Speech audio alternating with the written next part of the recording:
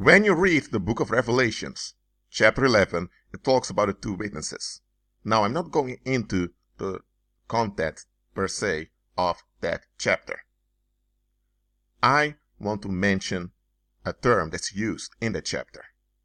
And in the chapter it talks about how the two witnesses would be murdered and that their bodies would lay on the streets in the great city, which is spiritually called Sodom and Egypt, where also their Lord was crucified. Now, who is the crucified Lord? Christ. Now, Christ was not crucified in Egypt nor in Sodom. He was crucified at Calvary. So, it's not the literal ancient Egypt nor ancient Sodom we're talking about. And by the way, by the time Christ walked the earth, Sodom was already destroyed. Christ destroyed Sodom long before he incarnated in a human body. So, what is spiritual Egypt and spiritual Sodom? It all comes down to the same thing. It's a great city. A city is a social economic structure that regulates social and sexual relationships. That's what a city is. So, it's a social structure. So, it's a system. And this system is spiritually called Egypt and Sodom. So, what is spiritual Egypt and what is spiritual Sodom? Here it comes. Spiritual Egypt refers to any social and economic system where there's a pretense that there is integration and there is harmony, while in fact the opposite is happening. When you look at the ancient Egyptian empire, it was Joseph that made the Egyptian empire that big. But after Joseph died, the later pharaohs did not honor what Joseph did for them. Instead, they began to oppress and murder the Israelites. So they committed genocide on the Israelites. And when that didn't work out, they enslaved them. So ancient Egypt took advantage of believers, and then they pretended as if they did it all by their own strength. And now they were suppressing the believers, making the believers think that the believers need them, even though it's them that depend on the believers. That is what spiritual Egypt is. And when confrontation comes that they need to give up, they don't want to. They'll rather commit suicide collectively than to submit unto Christ, the real king. That is spiritual Egypt. Now, spiritual Egypt can be a corporation, it can be a fraternity, it can be a local church or a mega church. Spiritual Egypt is every man-made structure where believers are exploited for the benefit of the corporation or the nation or whatever the structure is. But believers are promised rewards if they comply with the structure. And because believers invest in the structure, believers are blinded from seeing that they are in bondage. That is spiritual Egypt. You have many spiritual Egypts out here, even on YouTube. Someone may be making videos, and those videos may inspire many people, and they may use the name of Christ. Then you have believers that begin to promote that channel, but then you find out that this individual never addresses the relevant things that are needed for believers. And then you realize, oh, this is a spiritual Egypt over here. So that's a spiritual Egypt. It's a man-made structure. There's nothing wrong with a man-made structure, okay? We are human beings. We're designed to rule the earth realm, so it's necessary for us to have man-made structures. However, we should never idolize our man-made structures. And spiritual Egypt is any man-made structure that is designed intentionally to drain believers, while letting believers think that a reward is coming. And when it becomes obvious that the rewards never come, now the believers are gaslighted as if it's all their fault. So that's how the controllers or the black magicians keep the believers trapped, because they refuse to let go. And the population that also benefits from the exploitation of believers, they also don't want to let go. So you have both the black the black magicians as well as the commoners that keep that spiritual Egypt going. Now, what is spiritual Sodom? Spiritual Sodom works the other way around. In spiritual Sodom, they are friendly to you. They're very welcome to you. With spiritual Sodom, you know that something is wrong. It's very open, it's very obvious. But here's the deception of spiritual Sodom.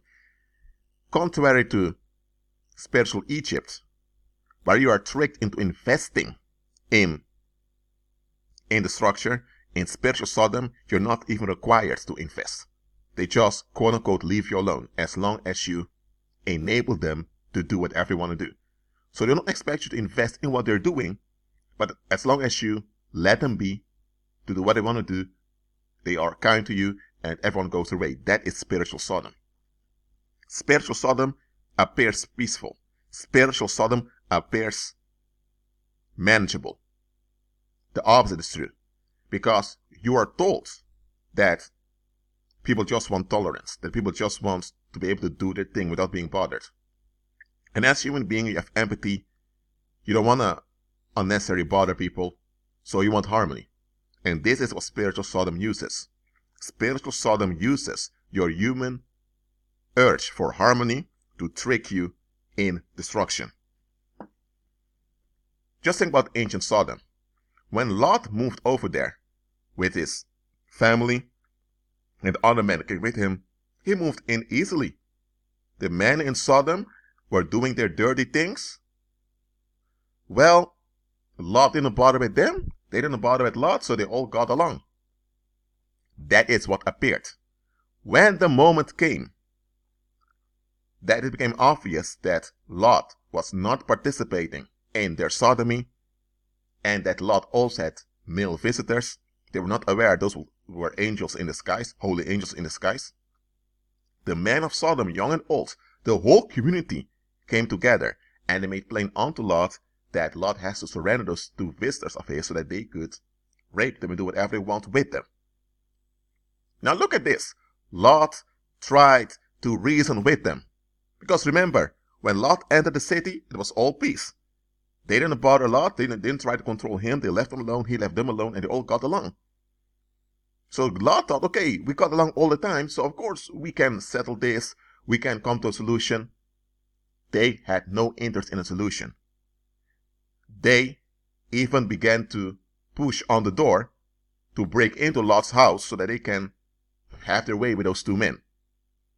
And if Lot was not careful, they would have killed Lot. So the two holy angelic beings caused blindness onto them, and holy angelic beings forced Lot and his household out of Sodom. As you know, Lot's wife looked back and she perished. Lot did not realize how serious and grievous the situation was.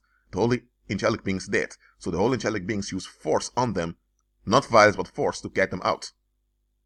Lot was a believer that was not renewed in his mind. He still relied on his own understanding. And based on his own understanding, he saw that he could reason with those people. Well, when he arrived in the honeymoon phase, he could reason with them.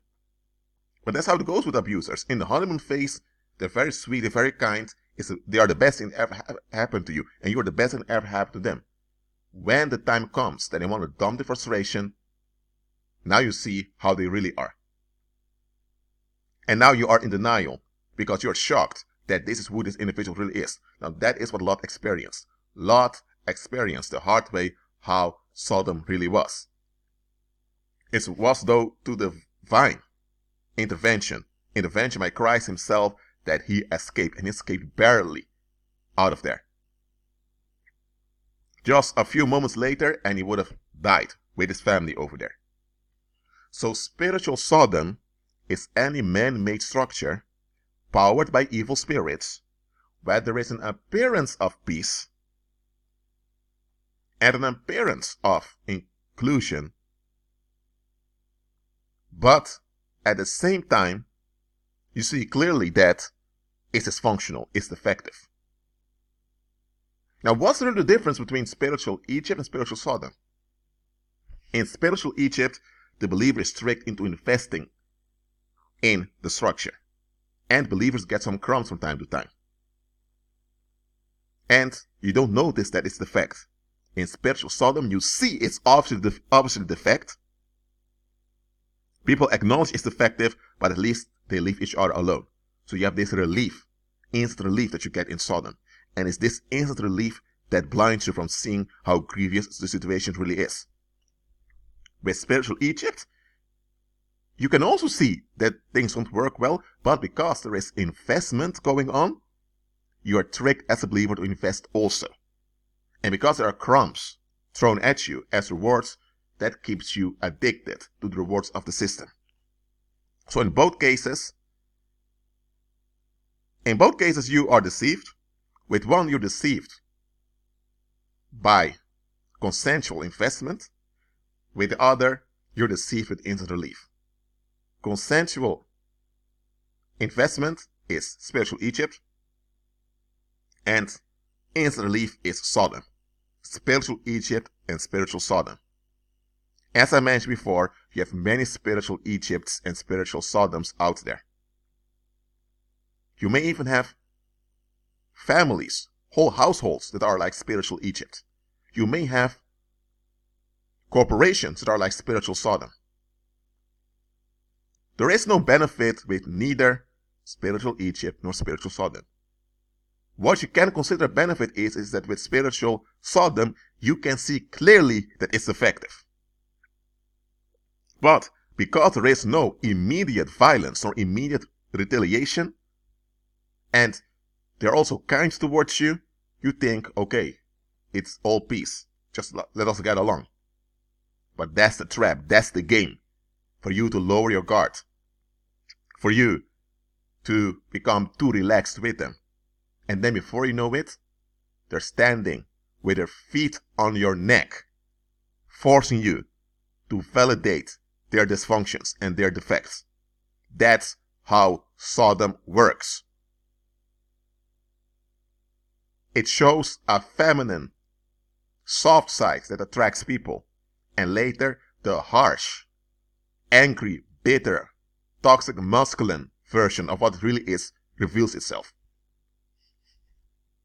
In both cases, both with spiritual Egypt as well as spiritual Sodom, is when the confrontation comes that you really want to walk by faith and really want to be free, it's then that the bitterness is revealed. But the bitterness was there all the time. With spiritual Egypt, it's a bit difficult for you to see through it, is because you invest so much in it. Why do you think that with ancient Egypt, the Most High used 10 plagues?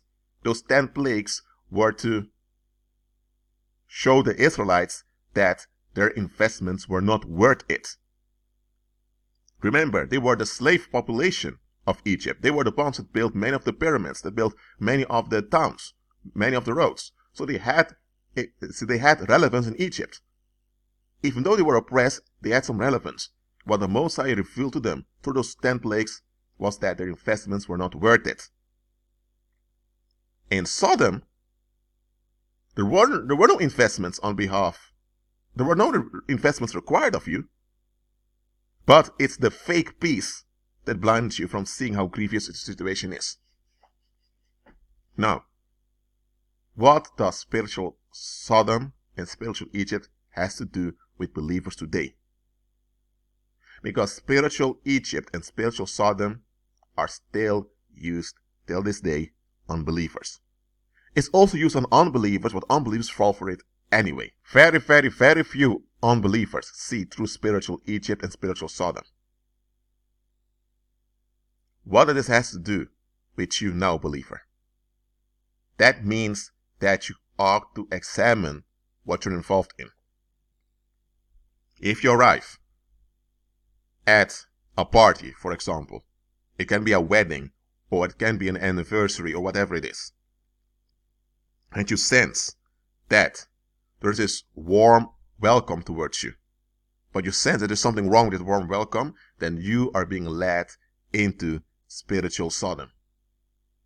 You sense that something's wrong and you can see it's defective, but still the welcome, I'm saying the welcome may be genuine, that people really welcome you there, but what are you being welcomed into? That's what you need to look at. Because even if people are sincere that they want you there, what is it that they are leading you into? If you have a suicide cult and they all are about to kill themselves, but they cover it up with some party, with a lot of music and a lot of alcohol and strippers and all of that, and they invite you to a party and they really want you to come, yes, they really want you to come. But why do they want you to come? They want you to come so that you will perish with them. It's not that they don't want you there. They want you there because they don't want to perish alone. So in spiritual Sodom, people don't want to perish by their own, so they want you in their misery. In spiritual Egypt, they deny the misery and they blame it on the believer or on the other scapegoats around. And in spiritual Egypt, it's expected that the scapegoats need to work harder to make things work. So if you have a neighborhood where you have meetings in the neighborhood to discuss what's going on, but you notice that every time they put the blame on either some migrant family or they put the blame somewhere where it doesn't belong, instead of everyone admitting that, okay, this is a community, we keep this community going, so we all need to contribute. If you're dealing with this, then that community is a spiritual Egypt. Now, what to do when you encounter a spiritual Egypt or spiritual Sodom? You pray, you remain in prayer. You remain alert. If it's a job you have, because you need a job to pay the rent, because you have a family to take care of, then you are over there. Just don't get too much involved and just don't be too predictable either. If you're dealing with a spiritual Sodom and you have the ability to just walk away, walk away. If you need to say goodbye in a polite manner, walk away in peace from those people so that you're freed from the stronghold that seeks to destroy you. It's not always wise to just walk away or to cut things off, no. Plan your escape, or I would say look for a way out. Let the Holy Spirit guide you. Because whether it's spiritual Egypt or spiritual Sodom, the situation is grievous. It's only though to the delay in destruction that you don't see how grievous the situation is. If it's a destructive marriage, then you may need to take some legal advice, especially if children or real estate is involved. Just do what you have to do to get out.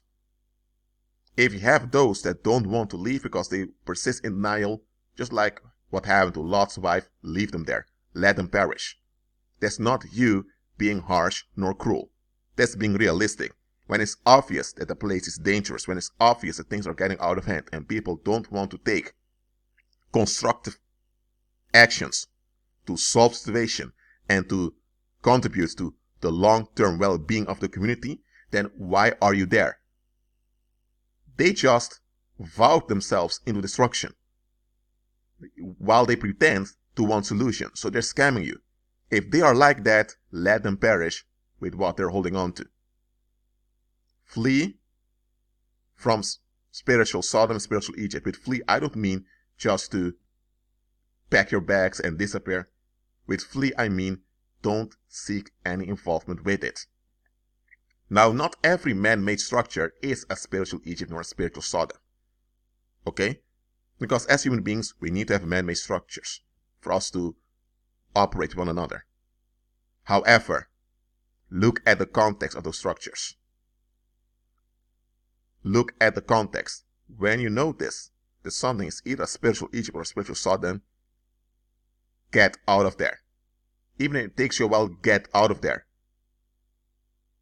There are times God puts you in a dangerous situation to glorify himself. But if that's the case, the Lord will inform you. If the Lord didn't put you there to glorify himself, get out of there. That's it for now. Keep agreeing with Christ and be at peace.